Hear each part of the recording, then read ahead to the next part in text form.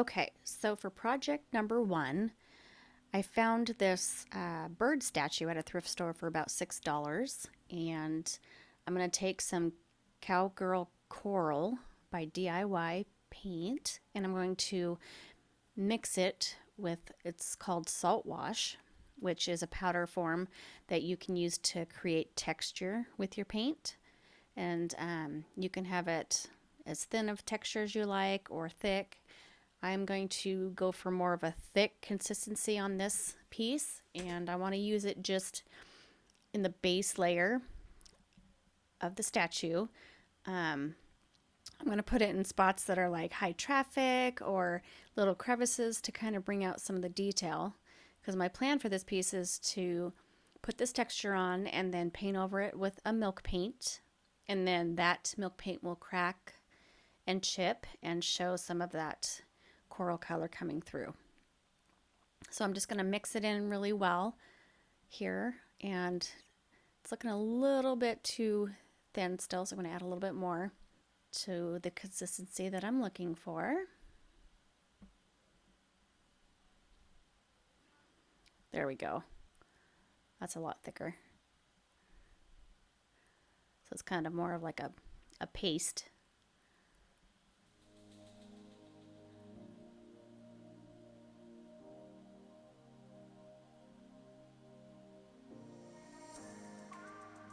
And now what I'm going to do is use a chippy brush to kind of stipple it onto the statue piece.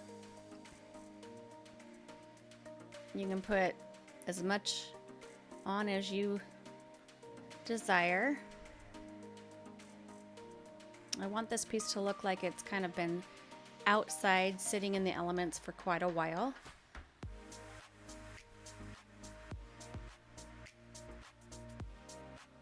I love this additive salt wash because it does help the paint adhere really well to slick surfaces.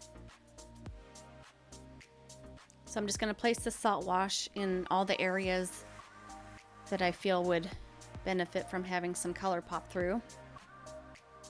And then I'm going to dry it with my heat gun.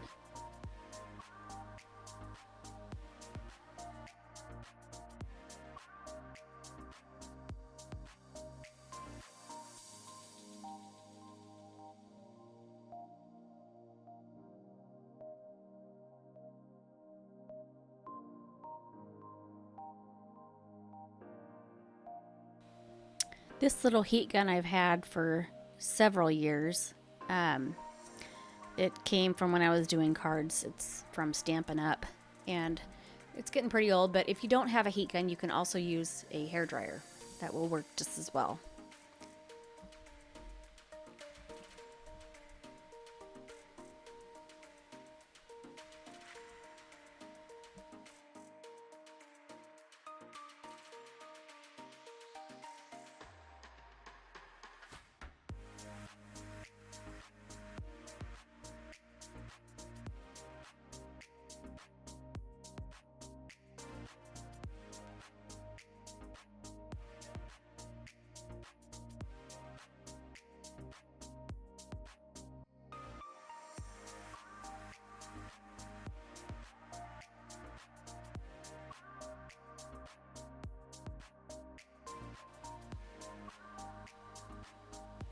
Okay, so now that it's all dry, I'm going to show you what the texture looks like.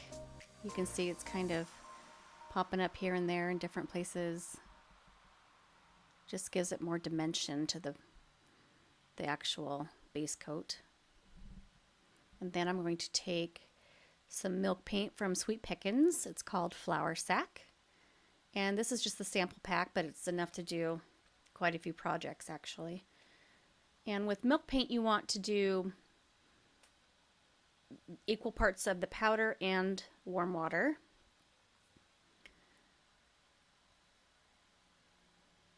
And then I use either a whisk to mix it up, or if I want a really nice finish, I will use an immersion blender to kind of make it a lot smoother. But I'm going for a pretty chippy old world look on this piece, so it's going to have lots of textures to it. So I stir it for a couple minutes and then I let it sit for about 5 to 10 minutes, and that'll give me that smooth milkshake consistency I'm looking for.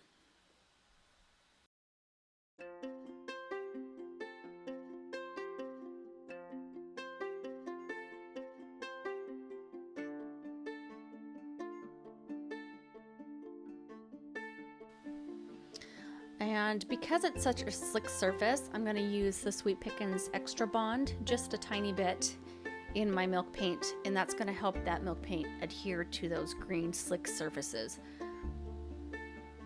You don't need very much, a little goes a long way.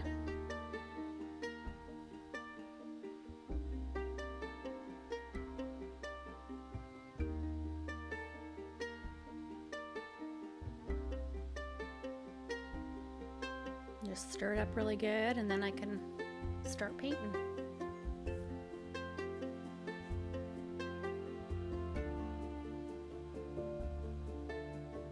So the milk paint's going to be a lot thinner than normal paint would be, so you got to really watch the runny part of it. It's easy to get little runs down the sides of things, so just kind of watch as you go around and make sure to smooth out those drips.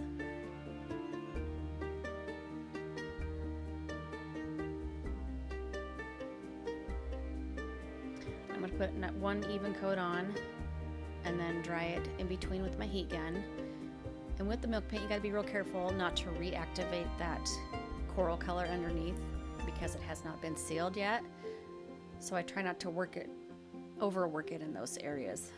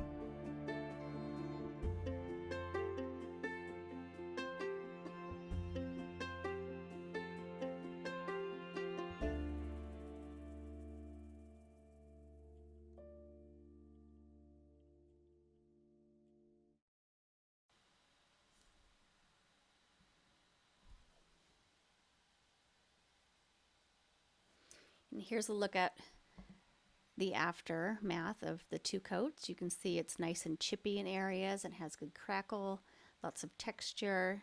It's going to make for a really beautiful piece. So I'm going to take a 220 grit sandpaper and just sand over those areas that are chipping off and cracked, and it's going to allow that coral color to come through. And milk paint's kind of unpredictable in the fact that you don't know where it's going to chip and crack, so you kind of just have to be open to it and go with the flow. But that's kind of what I like about milk paint, is if you're looking for a vintage old look, then it's definitely the right one for you. But it can also be a beautiful finish on a piece of furniture as well. So you just want to use the extra bond if you don't want as much chipping and cracking, and then don't use the heat gun. And that'll give you more of a nicer finish.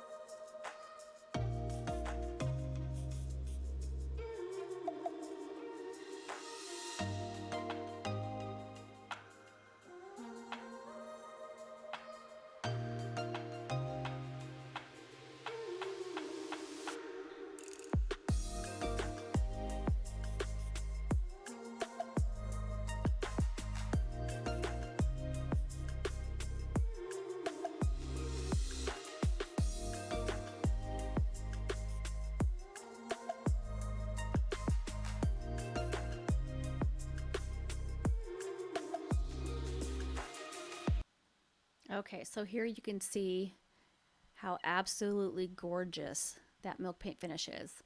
You can see all the crackle and the paint chipping through, that coral color coming out, as well as the green. So it looks like it's just been sitting outside in somebody's yard or garden for years and years with that finish. And to make it even older, you can actually put a dark color wax in between all the crevices and stuff, and that will make it look like it's a little bit dingier. But I'm going to go for a cleaner look. I'm going to use the Sweet Pickins top coat. It's a matte finish. It's specifically made for milk paint. And again, I'm just going to feather it on lightly, and that will keep from the paint chipping and cracking any more than what I want. So I'll put a couple good coats on and let them dry in between. And then my project will be finished. But like I said, if you want it to look older, you can take some either dark and decrepit patina and wipe it over the piece, and then take a soft towel and wipe back all the excess. Or you can do the dark wax as well into all the little detail areas, and that will make those areas pop really good. But I've got a lot of color and stuff and old stuff in my booth right now, so I want something a little bit more of a cleaner look with some white.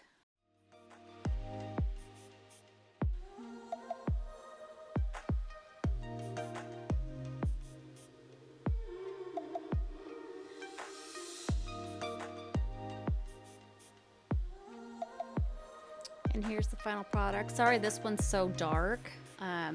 I do have a clip at the end where it's a lot brighter and you can see the finish a lot better, but I just love how this turned out. It's so pretty. I love the colors popping through, making it look like it's just been a yard piece for several years out in the rain and snow and stuff.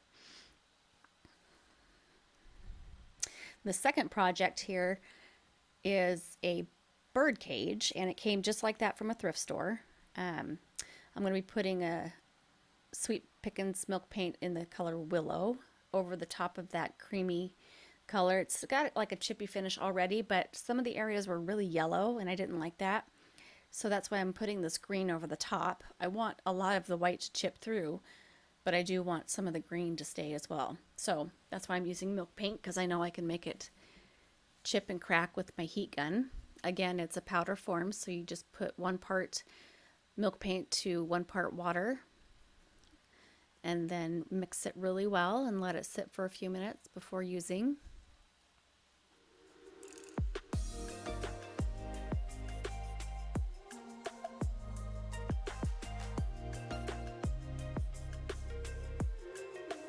And then I'm going to actually put 2 coats on. I didn't put any extra bond in this batch, so I know it's going to chip real heavy, especially using my heat gun.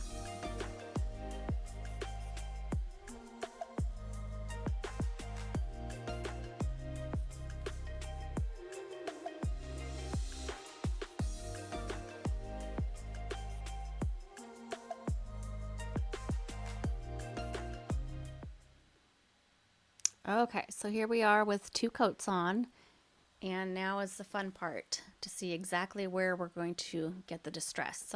So I have a piece of 220 grit sandpaper, and I'm lightly rubbing over the cage, and it's just flaking right off exactly what I want it to do, because I want it mostly to be white with just some of the green. Again, I'm looking for that I've been sitting outside for years and years look, so that's exactly what I'm going to get here. I'll show you. You can see how it just flakes off in big chunks, which is what I'm looking for.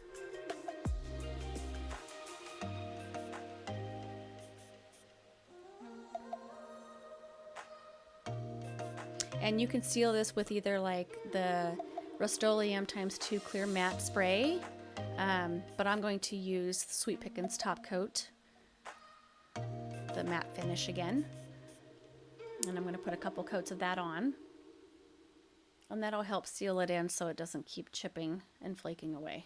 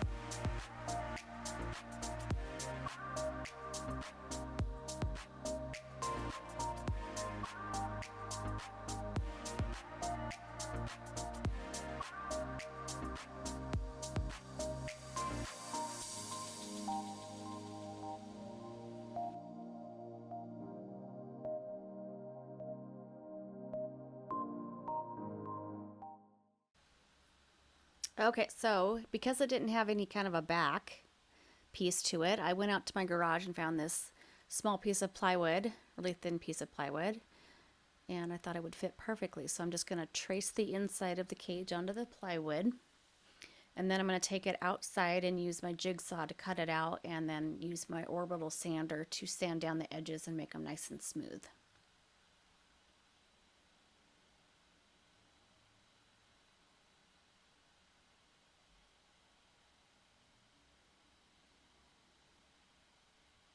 Okay, so here's the next step here. I've got it all cut out and smoothed with my sander, and I'm just going to try it in and make sure it fits before we do anything.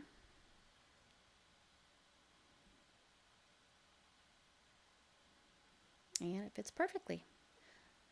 So what we're going to do with this plywood is we're going to go ahead and paint it. I'm going to put a white base on it, and that way my transfer that I'm going to put on there will pop against that white. So I'm using Fusion Mineral Paint in the color Casement. This is my absolute favorite paint because it's an all-in-one paint. It has the top coat, the primer, the paint, so it's just a one step and you're done. And it also has no yellowing in it, and once it's completely set in 3 to 4 weeks, it's water resistant, crack resistant, so it's very, very hardy. So I'm going to put 2 full coats on and let it dry in between.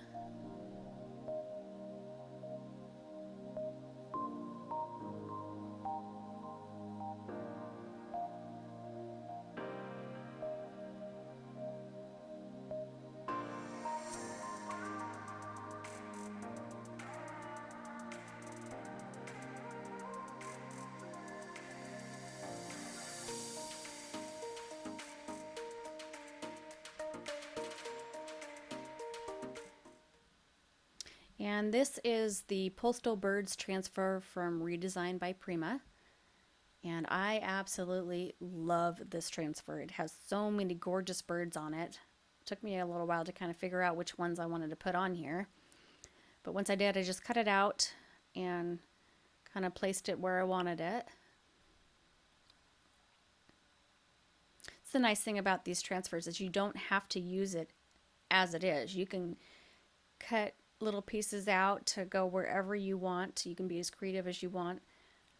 It just makes it nice because then you can get a lot more projects out of this one transfer instead of one big one.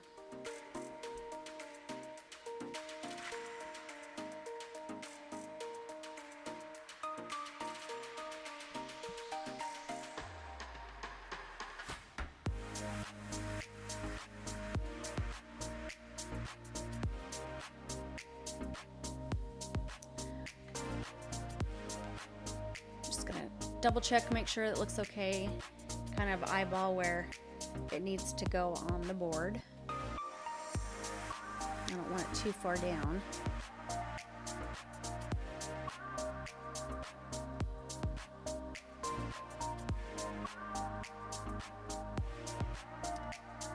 And all these transfers, they have a white backing, so when you're ready to place it onto the board, you'll peel back that white backing off.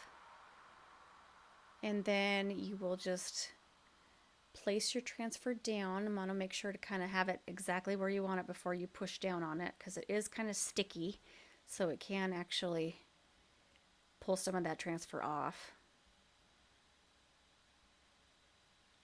But once I have it where I want it, then I'm going to go ahead and push down on it to make it stay in its spot. And then I'm going to use the tool to rub the transfer into the board. And all these transfers comes with these tools. It's just basically a little stick. And what I like to do is kind of, once I get started, I peel up the corner and then rub a little bit and keep peeling and rubbing, and it eventually just lifts right off. And you can kind of tell the difference when the transfer has adhered to the board because it'll change to a lighter color. So you just kind of take your time, and if a piece doesn't want to go down, you just put the clear top down again and keep rubbing until finally it'll adhere to that board.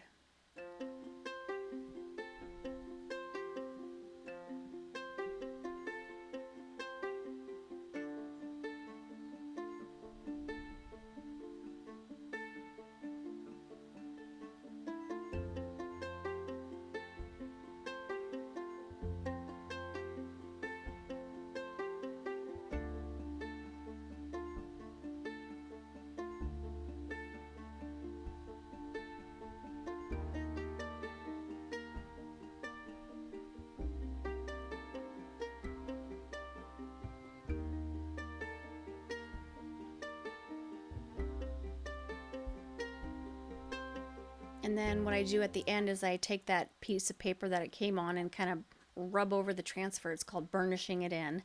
And that just makes it really stick really well to that surface. And you can see here, isn't that just gorgeous, you guys? I love transfers. They make a piece look like it's hand painted, and it only takes a few minutes. So that upper part is a little bit bare, so I'm gonna go ahead and find some extra wording to put up there. And it's just the same process. Pick out what I want, take that white backing off, place it down where I want it, and then take the tool and rub on it.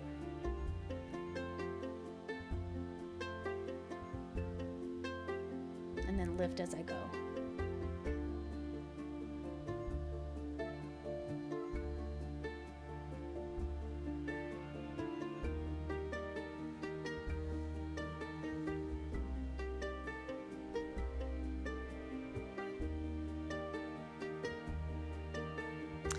So this step you don't have to do, but I love the distressed look, so I'm just taking some 220 grit sandpaper and lightly rubbing over the transfer itself.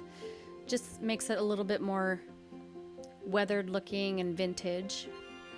Makes it feel like it's not just a sticker being placed on top of the board there, so makes it all look cohesive.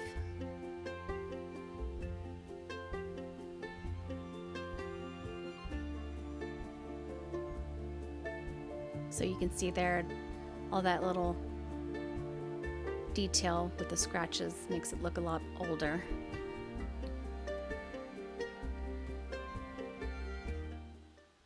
And then for sealing, I'm going to go ahead and use the Sweet Pickins Dark Oil Wax.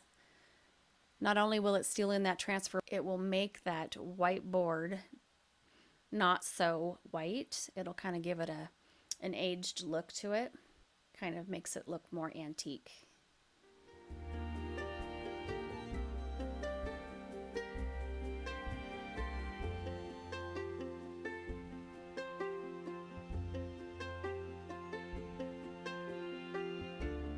So you can see here, it's not very noticeable, it's just very subtle, but it just takes it to another level. And then I'm going to go ahead and place it back in the cage there. See how it looks.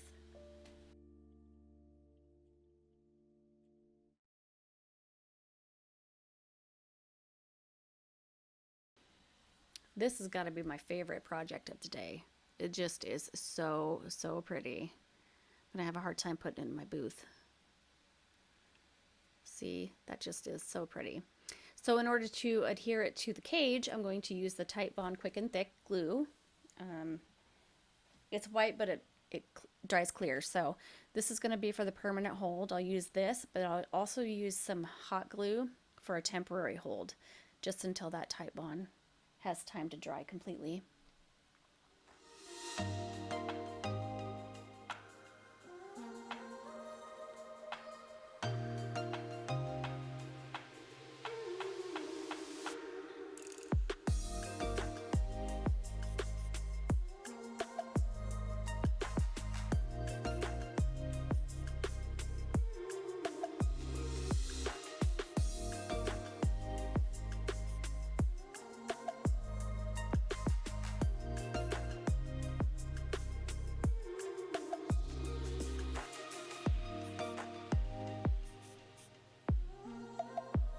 And I'm going to clip those down onto that wire just to make sure it's nice and secure.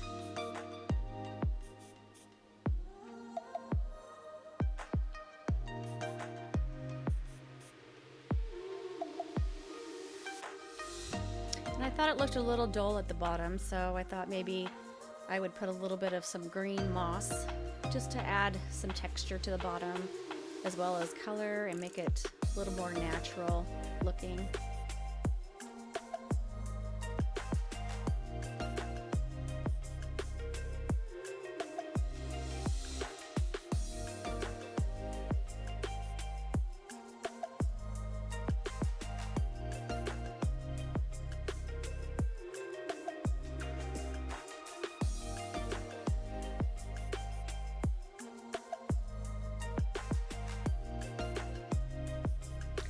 definitely the messiest part of the project.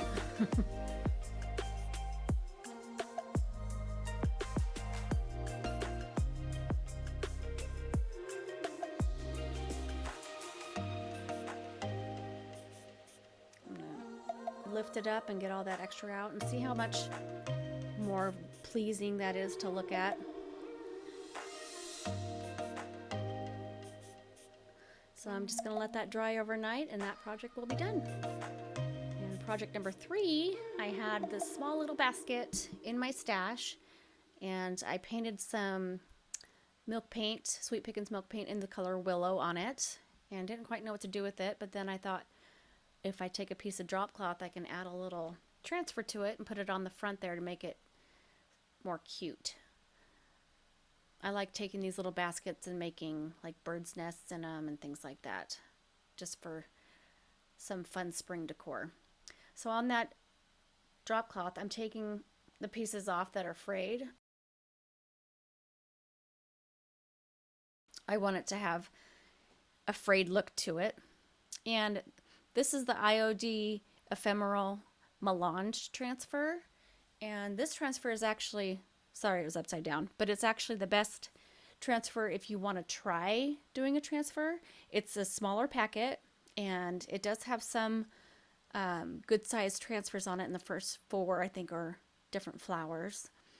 But the back's 4 pages has the little vintage tags, so you can take little tiny projects and use those to practice with, and it's a lot more fun that way. And that way you're not really nervous about using a huge transfer, because they can be kind of spendy, but they are well worth it in the long run. I can get so many projects out of this one transfer book.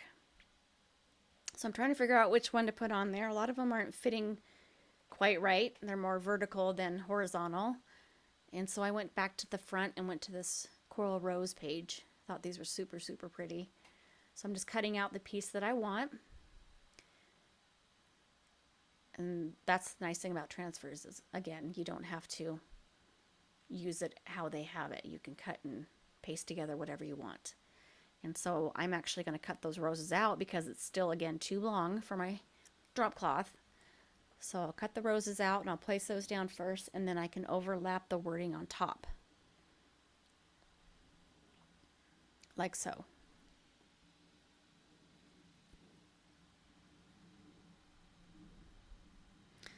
So again, just peel that backing off. Fabric's going to be the same exact way. You place it down,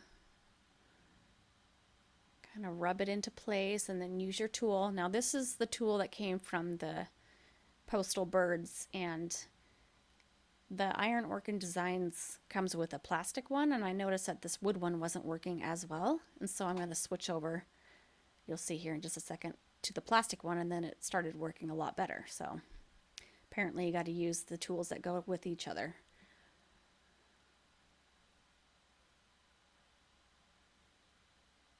And then these little words were a little tricky to put on there. So with these transfers, just take your time. You don't have to rush. You know, just kind of keep working at it. If it keeps pulling up, then put it back down and rub a little more and until you finally get the whole thing on there. But these little tiny letters are a little tricky to work with. So just took my time.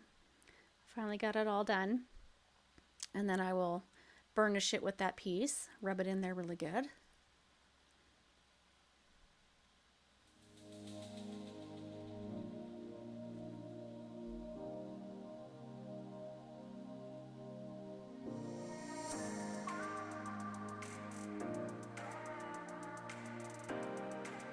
Now with this piece, I don't really have to seal the transfer. Isn't that so pretty though?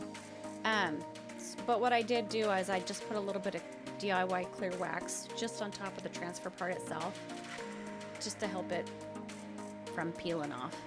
So I'm going to use my hot glue gun to apply this to the basket. And because of that bump in the middle, it does make it a little difficult, but I think it still turned out pretty cute. Let me know what your thoughts are on this project. and if I should have done anything different.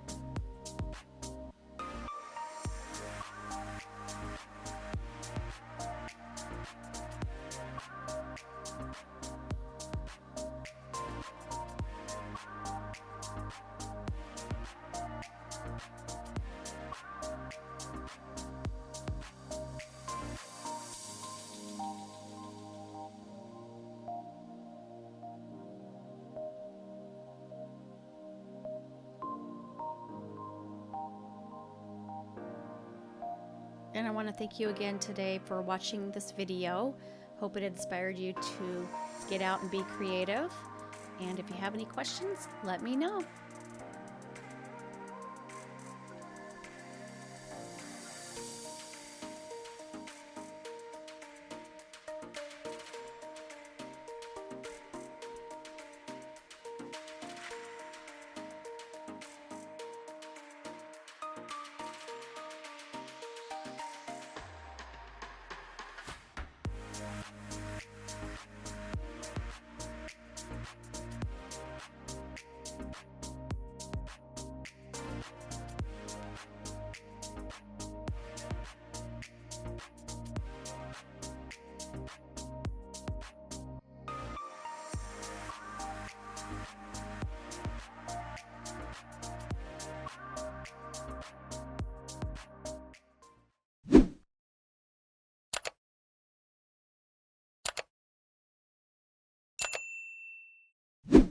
If you like this video, like and subscribe and hit the notification bell to mommy. Okay, do that over. See? Okay, do it again.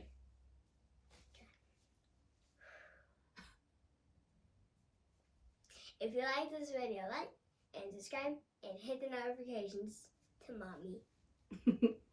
And also leave a comment on which item was your favorite.